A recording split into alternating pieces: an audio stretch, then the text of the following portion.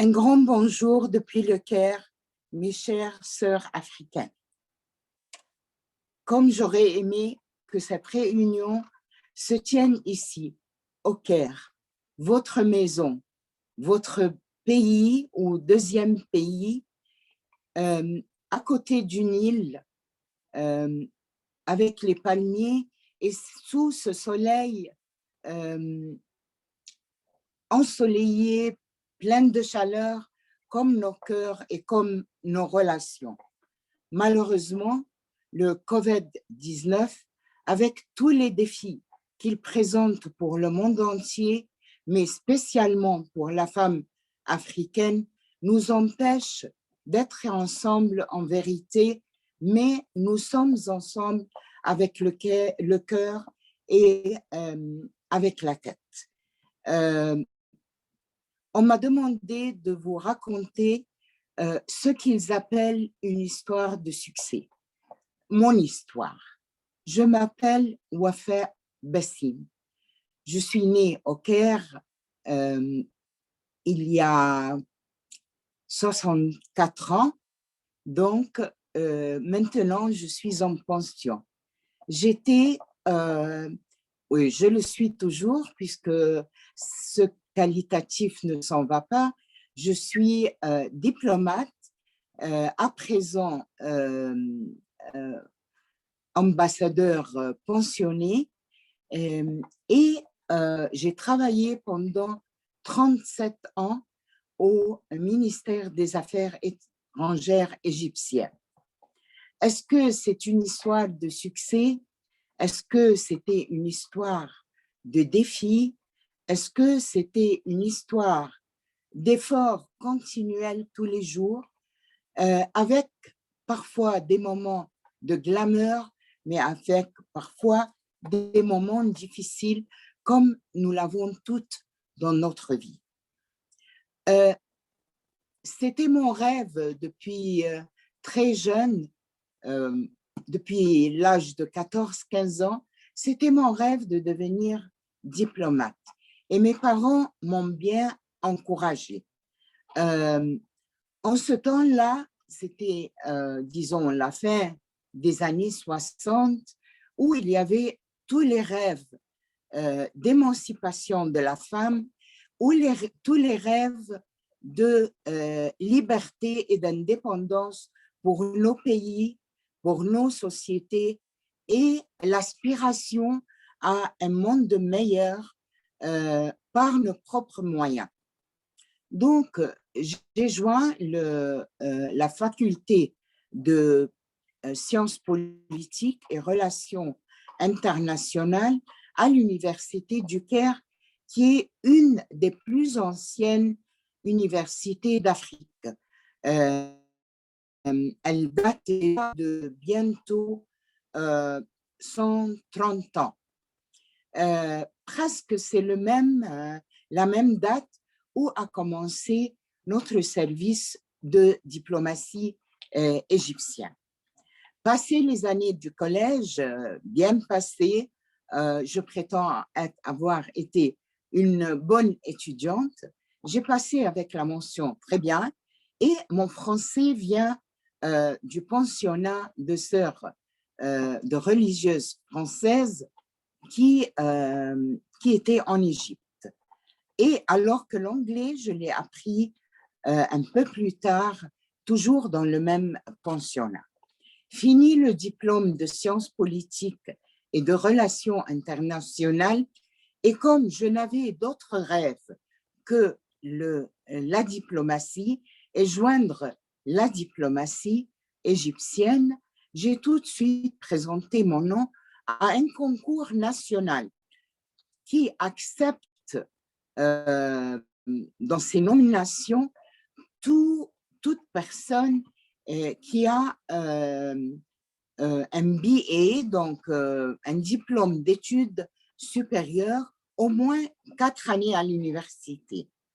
Et parmi les milliers qui ont passé l'examen écrit, j'étais parmi les peut-être 80 personnes qui ont passé aussi, qui étaient présentes pour l'examen oral et l'examen de psychiatrie et aussi le check de sécurité qui doit être, comme vous le savez, fait pour toute personne qui va accéder ou qui rêve d'accéder à un poste aussi important. J'ai passé cela, j'étais première et j'ai joint le ministère des Affaires étrangères égyptienne à partir de l'année 1978. Après les 2 années de l'Institut diplomatique qui sont obligatoires pour tout jeune diplomate qui se joint au service, j'étais affectée au département des organisations internationales où je dois ma première formation au grand Amr Moussa, qui était notre chef de diplomatie égyptienne pendant 10 ans, puis le secrétaire général de la Ligue arabe. Dans ce département, j'ai appris qu'est-ce que c'était la diplomatie multilatérale. 2 ans après, j'ai commencé ma vie comme femme indépendante, jeune diplomate à Genève, dans notre mission auprès des Nations Unies à Genève.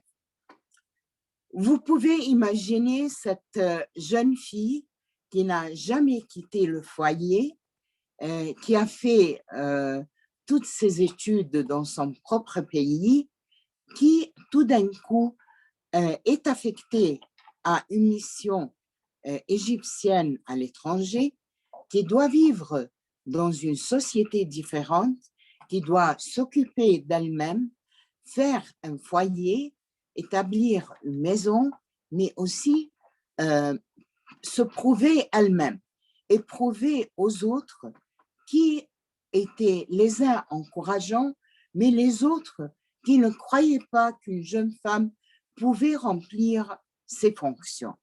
Alors, c'était un double défi.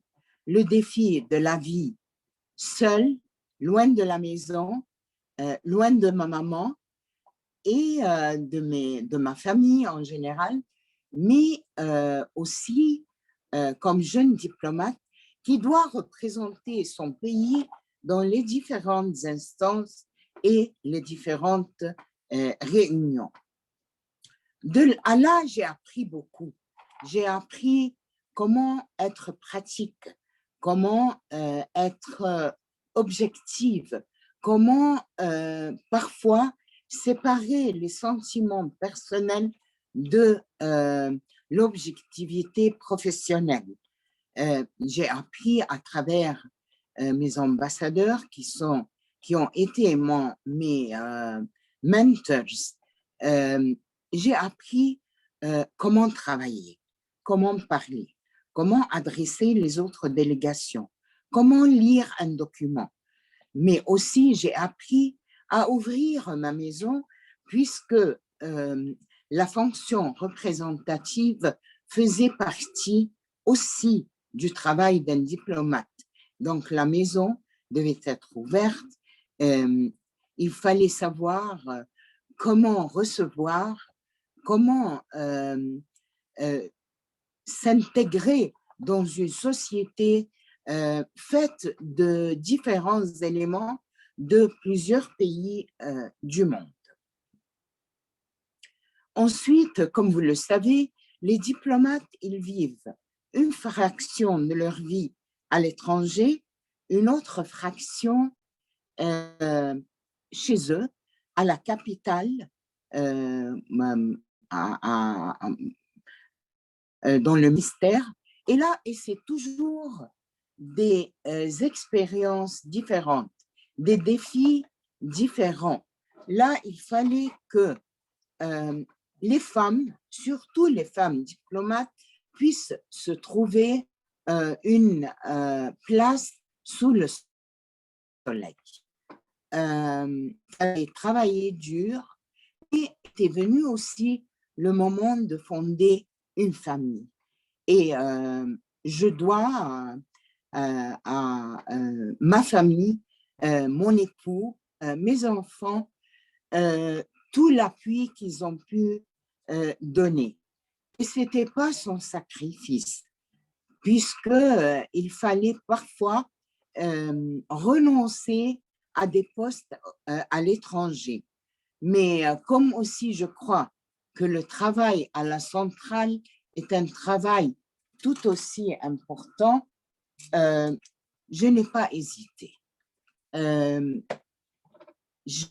me donnais à la famille tant qu'ils avaient besoin de moi et je continuais aussi mon chemin qui me plaisait, qui me remplissait de fierté, puisque j'ai continué à représenter mon pays, non seulement non de façon permanente dans un poste, mais à travers des réunions très importantes.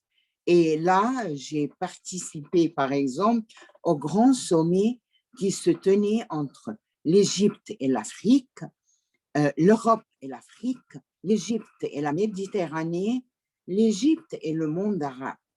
Et là, c'était surtout avec la parole clé.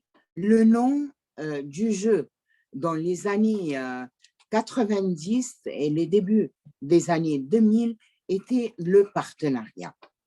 Or, maintenant, le monde a changé, la scène internationale a changé et l'idée d'un partenariat change aussi de nature. Mais nous devons, nous, Africains, en tendant la main, c'est l'expérience qui me l'a prouvé, en tendant la main pour un partenariat, il faut que nous comprenons et nous croyons et nous laissons croire à nos partenaires que les partenaires sont à part égaux. Peut-être pas avec le même taux d'éléments de partenariat, mais c'est toujours un aller-retour, un don et une entreprise qui a besoin de deux ailes pour voler. Donc, la relation donneur et preneur ou récipient n'est plus existante ou faisable dans notre monde. Ça aussi, c'est sur notre plan interne. Nous, femmes, nous devons aussi comprendre que nous sommes partenaires dans nos sociétés, que nous sommes partenaires dans nos positions de leadership, de postes dirigeants. Et c'était mon expérience aussi comme chef de mission à l'étranger, comme ambassadeur d'Égypte en Roumanie et en Moldavie, puis plus tard comme représentant permanent de l'Égypte auprès des Nations Unies à Genève. Donc, après presque 30 ans, je suis retournée où j'ai débuté. Mais là, c'était comme chef et non pas comme toute jeune novice, diplomate novice. Finalement, la cerise sur le gâteau, c'était mon affectation comme ambassadeur représentant de l'Égypte auprès du Saint-Siège, le Vatican, à Rome. Être un chef de mission ou un chef de département ou un député au ministre des Affaires étrangères n'est pas chose facile quand vous êtes femme. D'abord, il y a une réticence de la part de certains collègues ou même fonctionnaires que vous présidez, sur lesquels vous présidez, qui ne sont pas vraiment toujours convaincus qu'une femme peut diriger. Ils ont toujours le stéréotype des femmes faibles, frêles, fragiles, dont les sentiments sont la force motrice principale et ne peuvent pas accepter qu'une femme ou n'arrivent pas à accepter qu'une femme peut diriger. Et c'était un grand défi pour moi.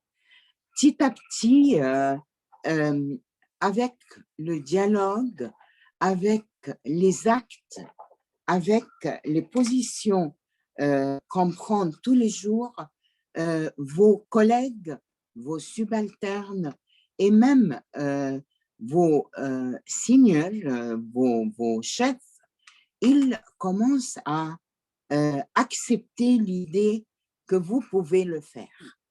Oui, on peut le faire.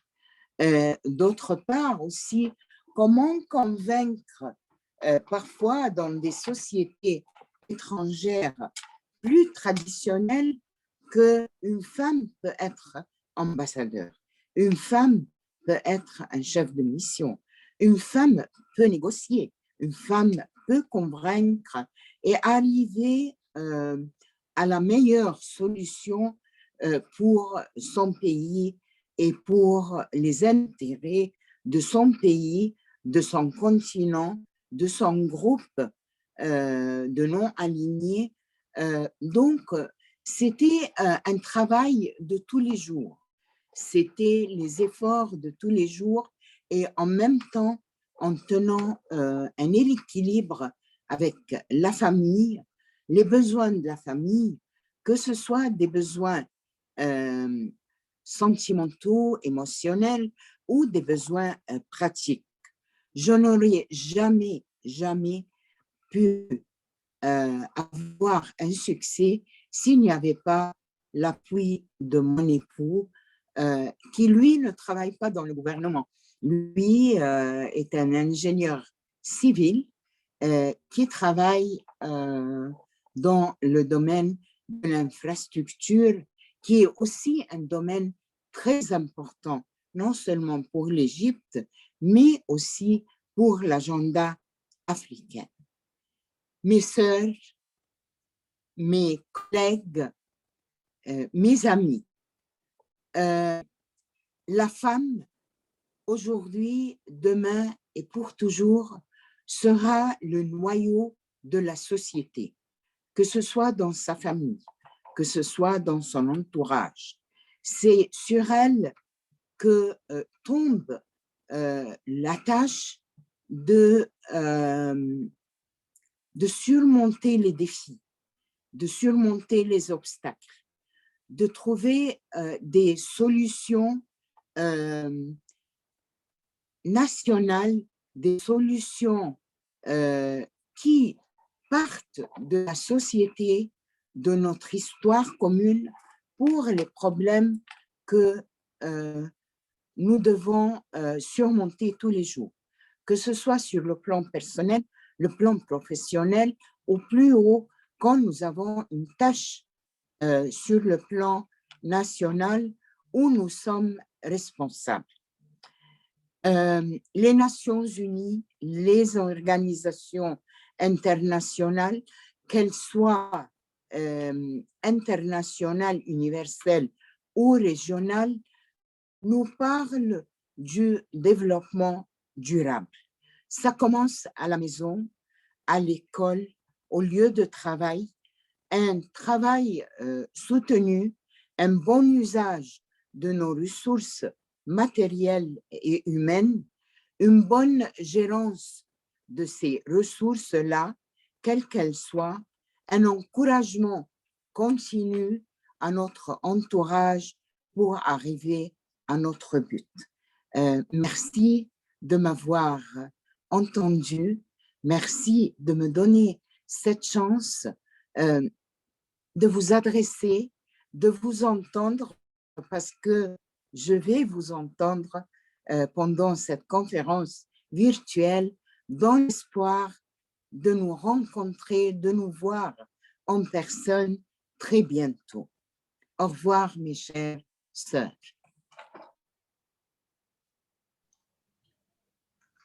Thank you so much, Doctor. How was it? It is perfect.